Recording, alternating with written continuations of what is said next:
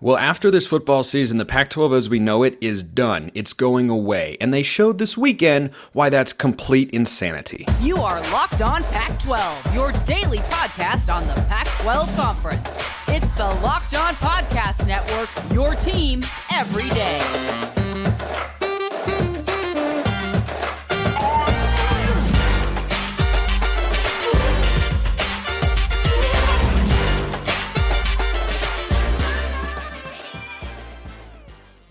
Welcome, everybody, to another episode of Locked On Pac-12. I am your host, Spencer McLaughlin. Thank you so much for making this your first listen or your first view of the day. Part of the Locked On Podcast Network, your team every day, and your number one source to stay up to date with our media rights free and soon to be mostly team free, but until then, loaded and beloved Conference of Champions. Like, comment, subscribe, rate, review, please, and thank you wherever you listen to or watch this show, which today is brought to you by FanDuel, official sportsbook of Locked On. Make every moment more. Right now, new customers can bet $5 and get $200 in bonus bets guaranteed.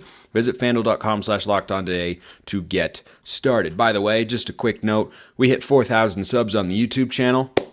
Thank you all so very, very much. Appreciate it. If you're watching and you haven't, well, you'll know by the end of the show whether or not you want to subscribe. Hope you will.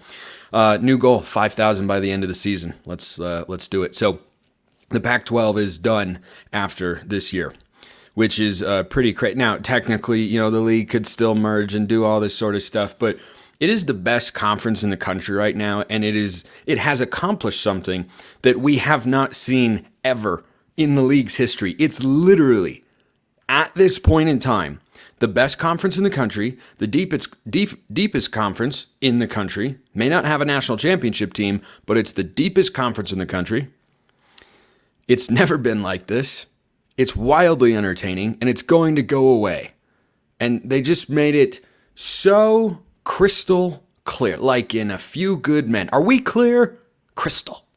They made it crystal clear how badly leadership people over the last 15 years or so have screwed this thing up. Look at what this league is. The AP poll comes out yesterday, and there are, I'm going to do what LeBron James thought he would do in Miami, but he didn't actually accomplish there. How many teams were in the AP top 25 for this week? From the Pac-12 specifically, because of course there are 25 teams in total. So why don't we narrow it down to one specific conference? Not one, not two, not three, not four, not five. I have to go to a second hand now. Not six, not seven, but 8. There are 8 teams from the Pac-12 in the top 25. The previous record was 6. By the way, anybody else? I just shake my head and laugh at this stuff, man. Anybody else look at the tweet that the Pac-12 conference sent out promoting this wonderful accomplishment? Here they are in 2023. Like, they're tweeting out the Pac-12 has I want to actually find the tweet and read it real quick, because it was just epic that they tweeted it out. They just tweeted out the AP poll for September 10th. 8 teams ranked for the first time in conference history. Previous high was 6. What are you doing? What are you doing? Why are you doing it? Who thought that was a good idea? What are you accomplishing there? Except reminding everybody how badly you screwed up. I mean, goodness gracious. Like, at this point, I think everyone has kind of made it clear. We don't need the Pac-12 leadership to have success on the football field. And the Pac-12 coming in trying to grasp some positive PR, which means literally nothing in the realignment landscape at this point in time. I can't fathom it, but it's just a small crumb coming down from a giant cookie or scone or slice of bread, whatever you want to picture up there food-wise. I make it my mission in life to make you hungry by the time this episode comes to an end, of course. It is just a crumb that is coming from the primary source of where said crumbs have been matriculating down from for the last 10, 15 years. Like, that was epic. that was epic. I love that. I mean, I hated it, but I loved it. You know, like it was just, you looked at it and said, really? That's what you're doing? You're tweeting out, look how strong our league is. Yeah, that makes you look bad because you couldn't keep this together. Unbelievable. So the Pac-12 does indeed have the most teams in the AP Top 25 of any conference in the country. USC number 5, Washington number 8, Utah 12, Oregon 13, Oregon State 16, Colorado 18. Washington State and UCLA are the new entrants at 23 and 24. Good thing the Pac-12 Twitter account pointed it out, or we never would have known. So the Cougs at 23, I think that's fair because Wisconsin is a preseason number 19. Could have ended up being too high. It's the same standard they had with Colorado, where TCU was 17. Colorado came in and, was number 22. Then they had another Power 5 win. They move up a few slots to number 18. Oregon State, Oregon, Utah, and Washington all stay in the same spots, I believe, from the week prior. I think USC was 5 or 6 last week, but they're still up there high. But how about UCLA? I was surprised that UCLA got in here. I do understand why, because they played 2 G5 opponents in their first 2 weeks, and they have a filler game from the cancellation from Michigan. Thanks again for nothing, Wolverines. What a bunch of pathetic cowards. Anyway, so UCLA and Michigan should be playing this week. Instead, UCLA will play a school that if I told you, you have probably never heard of and definitely wouldn't be able to name their mascot. But in the first 2 weeks, you played Coastal Carolina out of the Sun Belt, which is a respectable G5 conference that has pulled many an upset over the years.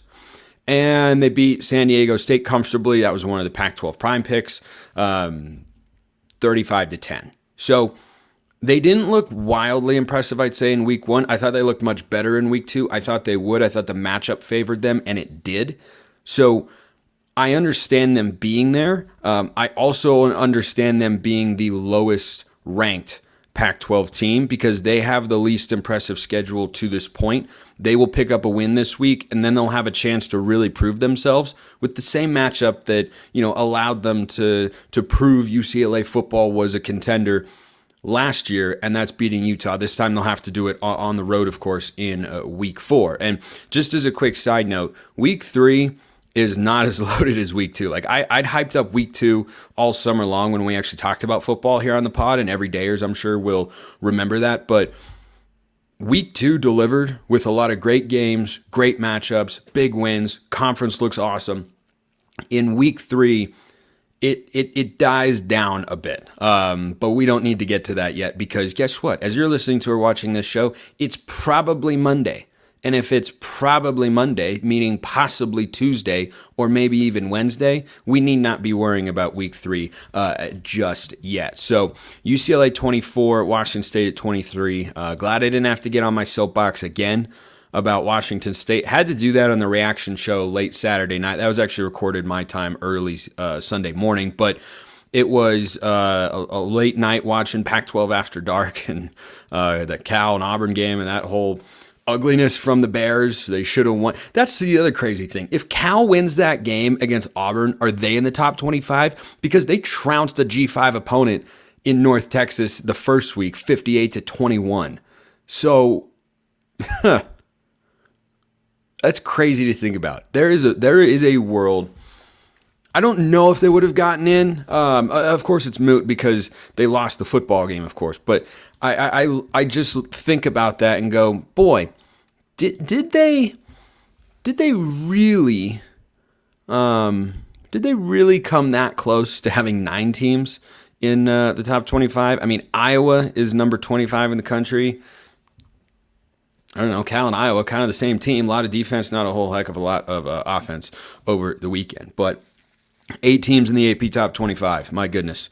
What a time to be a Pac-12 football fan. It's pretty darn great. And you know what? We have to do my favorite segment on the show.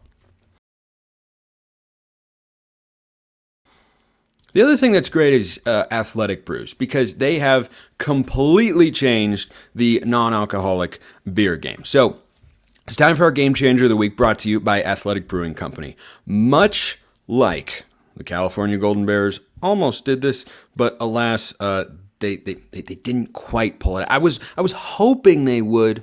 I was really hoping they would, but alas, they didn't. But much like the Utah defense or Jeffrey Bassa for Oregon completely changed the way their games were going, because they didn't win by a lot, but they got it done. In that same sense, Athletic Brewing has completely changed the non-alcoholic beer game. They make non-alcoholic beers that actually taste good. What a concept. Would have been like Cal making a field goal. What a concept. Simple in theory, not always simple in execution, but Athletic Brews has got it down. Athletic Brewing Company has completely changed the non-alcoholic beer game. They make non-alcoholic beers that actually taste good, full flavor, well-crafted, just like a full-strength beer. They're great tasting and award-winning. You can find Athletic Brewing Company's non-alcoholic brews at a store near you or buy online at athleticbrewing.com. First-time customers can use code LOCKEDON to get 15% off your first online order. That's code LOCKEDON at checkout for 15% off at athleticbrewing.com. Near beer, exclusions and conditions apply. Athletic Brewing Company, fit for all times.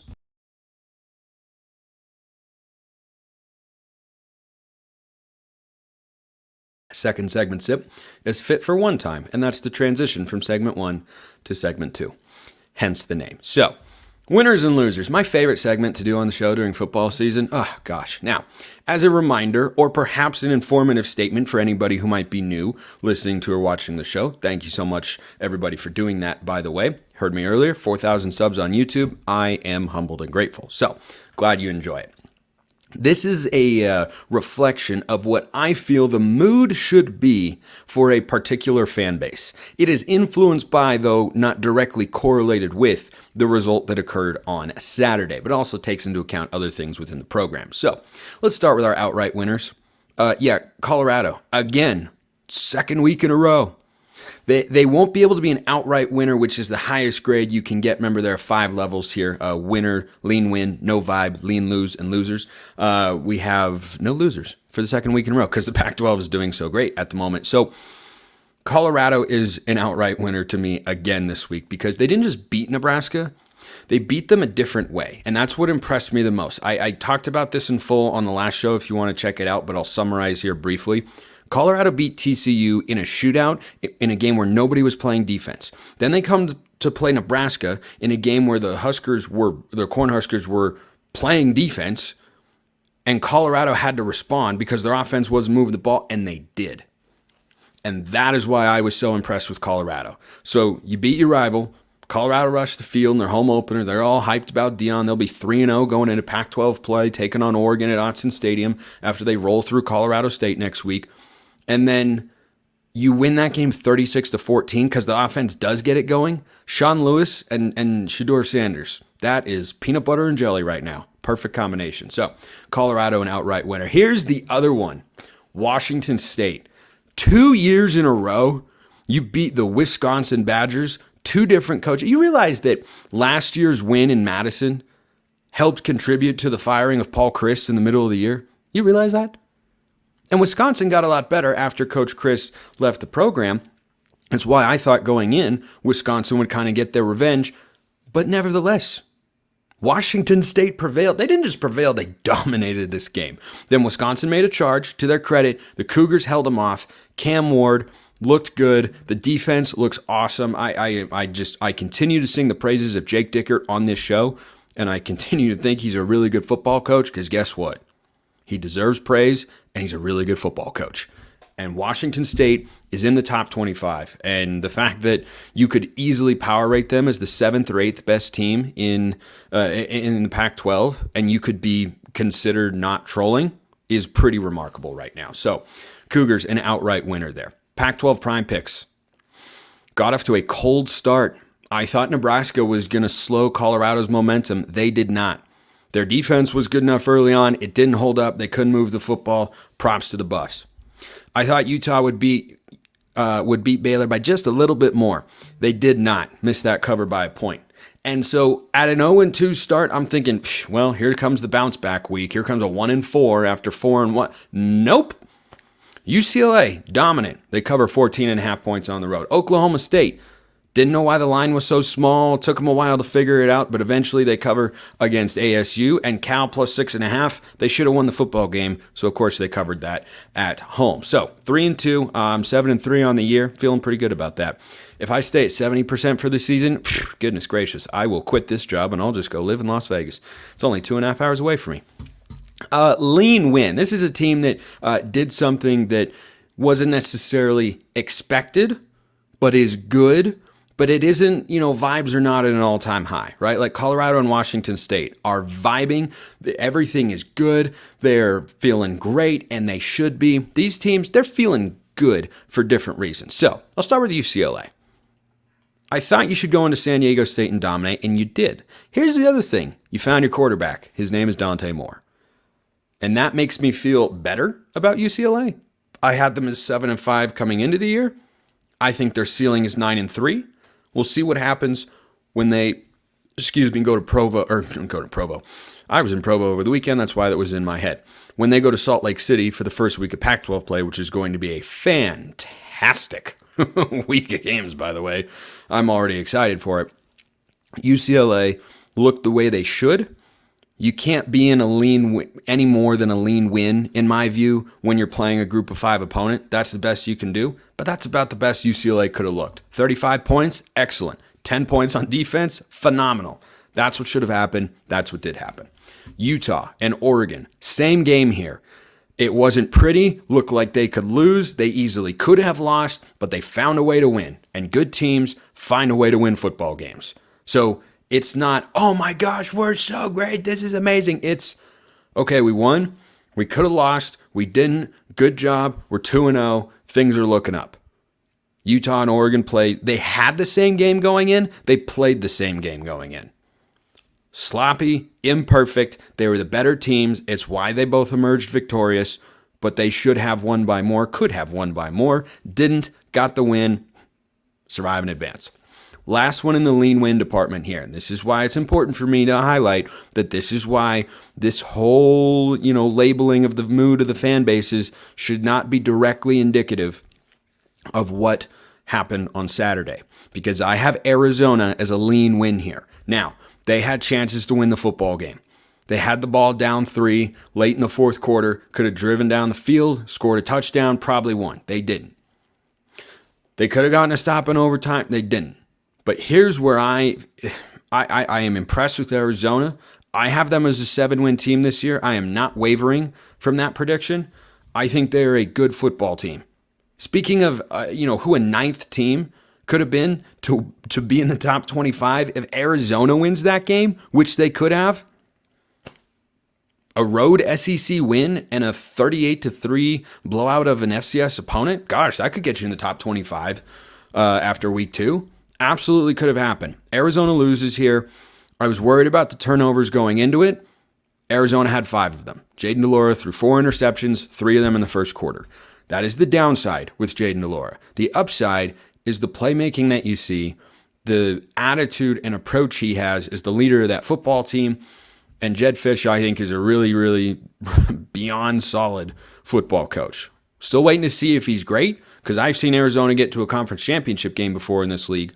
So that's what I need to see before I say, oh, he's a great coach. But he's a pretty darn good football coach. I think that much is really clear. And I thought going into that game that Arizona would lose. They did. I thought if that game had been played in Tucson, I was going to pick Arizona to win. And guess what? If that game is played in Tucson, Arizona probably wins the football game. And that's a great place to be, because I think Mississippi State is a top 25 capable program right now. So the lean win department, Utah, Oregon, Arizona, UCLA, busy. No vibe this week, as in you're playing an opponent that I see what the outcome should be, and there's a reason that outcome should happen, and then that outcome takes place. No vibe. It's just, okay, standard operating procedure. This is what we were looking for. USC blows out Stanford. Thought they would. They did. They're not celebrating. They're just like, yeah, that's what should happen. Don't need to feel bad about it. Don't need to feel, oh, we should have done that. No, they had 49 points in the first half. Caleb Williams is really good. Talking about him later in the show. Arizona State. I go no vibe here. I think there's some Sun Devil fans, perhaps listening to or watching this show, who would say, no, this is a lean lose, or this is a lose. We could have won the game, could have done this. Arizona State did exactly what I expected them to. Not be great offensively, look like they're still breaking in a true freshman quarterback, and against a superior program that I think, might have better players overall. That might be closer than I think, but certainly has a more experienced coach. It played out in the end. So Arizona State was competitive. That's not the worst loss in the world. And now you focus on Fresno State coming into this week. Interesting matchup down there in Tempe for the Sun Devils. Oregon State, they trounced UC Davis. And Washington, they trounced Tulsa. Exactly what I expected from both. Exactly what should happen. That's exactly what happened. There were never any questions. There were never any doubts. There was never anything like that.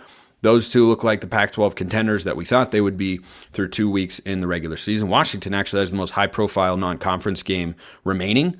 Really the only high-profile one this week against Michigan State, where Mel Tucker will not be coaching. I don't need to go into that. You can look it up yourself and such. Now, the Bay Area schools are the only ones that are below a no vibe this week in a conference that is just vibing in a big, big way. Cal and Stanford, there are reasons that I don't think the fan base mood should be neutral, shall we say, as it is in the previous 4 schools.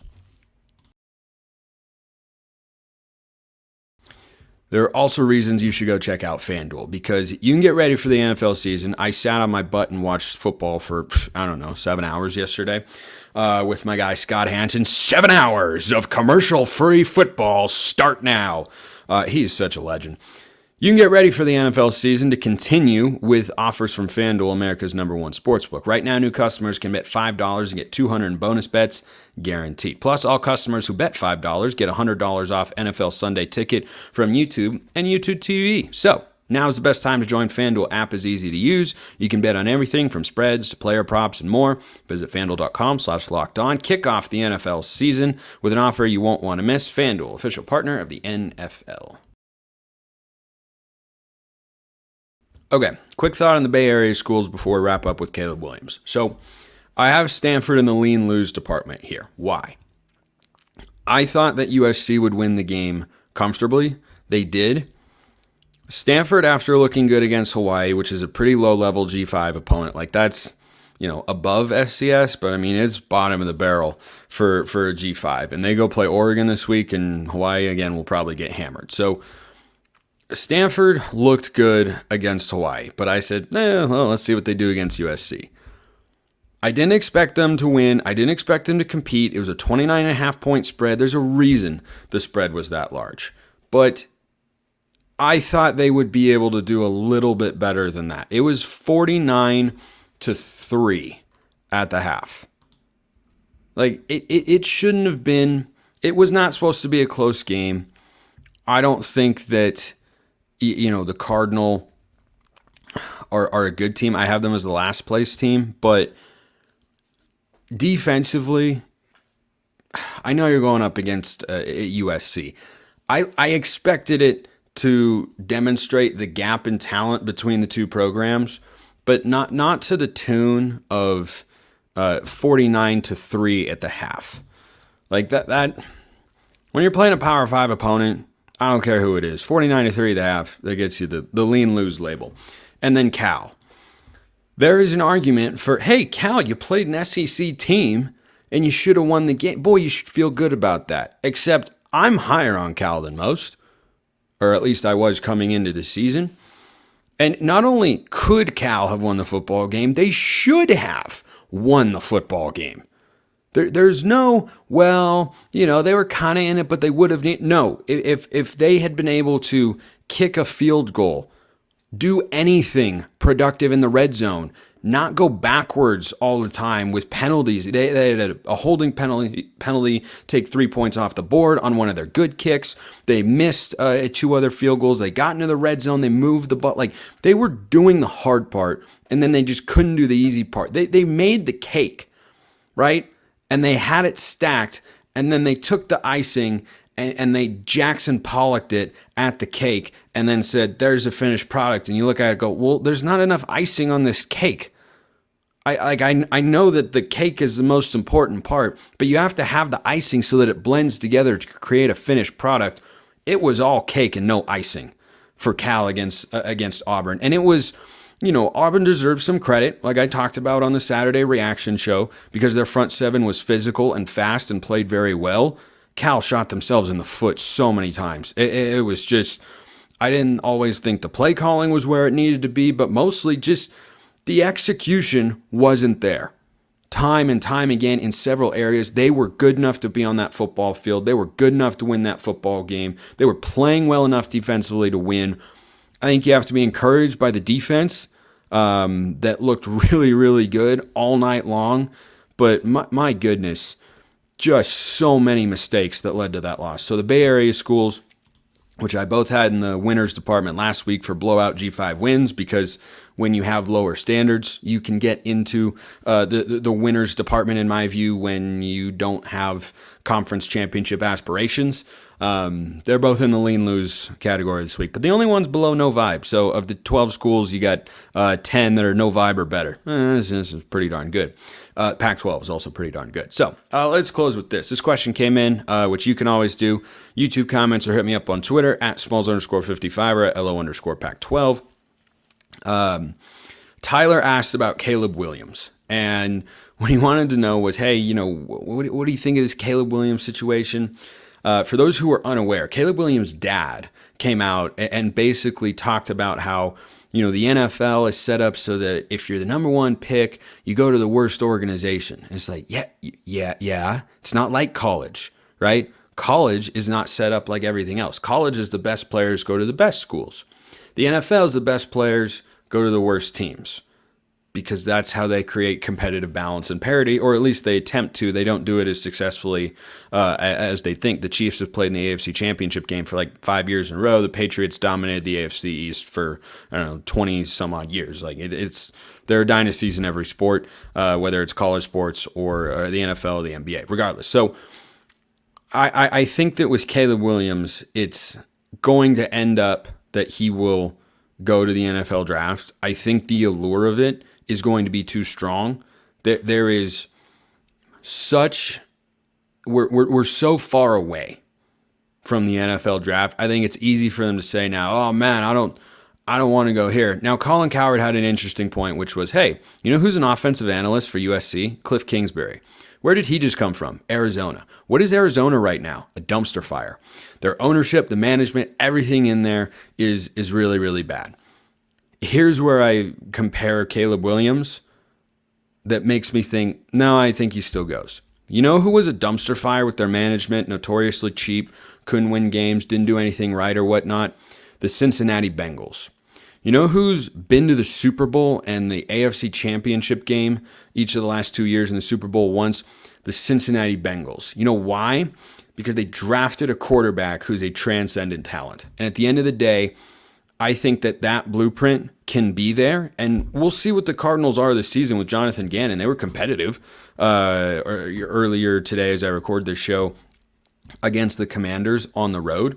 They're going to be a bad football team this year. I think everybody expects and understands that, but I don't think that he would risk coming back to college.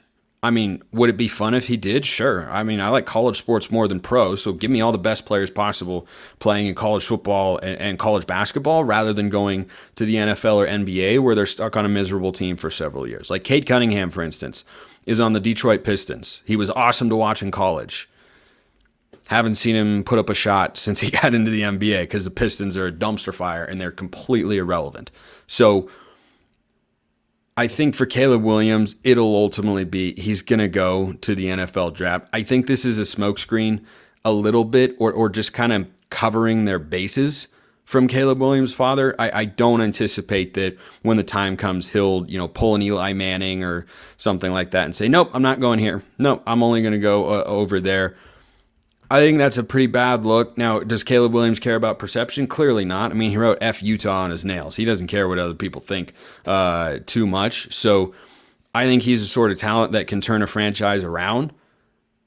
I think he believes that. And if Joe Burrow went to the Bengals and Andrew Luck went to the Colts when they were a mess, like Williams is that sort of prospect. And I think at the end of the day, the NFL is king, and they'll wear him down there. But playing these games and such. I think it's just in case they do really decide, hey, we want to stay in college and not, stay with Lincoln Riley for another year and do this. And it's not like that'd be bad for him. I'm always a proponent of quarterbacks staying longer in college because they can always improve. But Caleb Williams' draft stock can only go down. He's the rare guy whose stock can go down. And the only way that could happen is if he gets hurt or if you get prospect fatigue. Talking about the same guy for so long, NFL teams might decide, we're going to talk ourselves into this guy. We're going to talk ourselves into that guy. Right now it's Caleb Williams and then everybody else. And, Drake May and then guys like Michael Penix or Bo Nix or Quinn Ewers or whoever is coming out in the draft from a loaded quarterback class. But Caleb Williams is number one. And the only way that changes is if he gets hurt. And the only way he gets hurt is if he plays more football than he perhaps needs to. Sure, he could get hurt this year, but he has to play this year, right? You have to play for 3 years in college before you can go pro. So I think he'll end up staying. Appreciate everyone listening. I will see you next time. And until then, hope you have a wonderful rest of your day.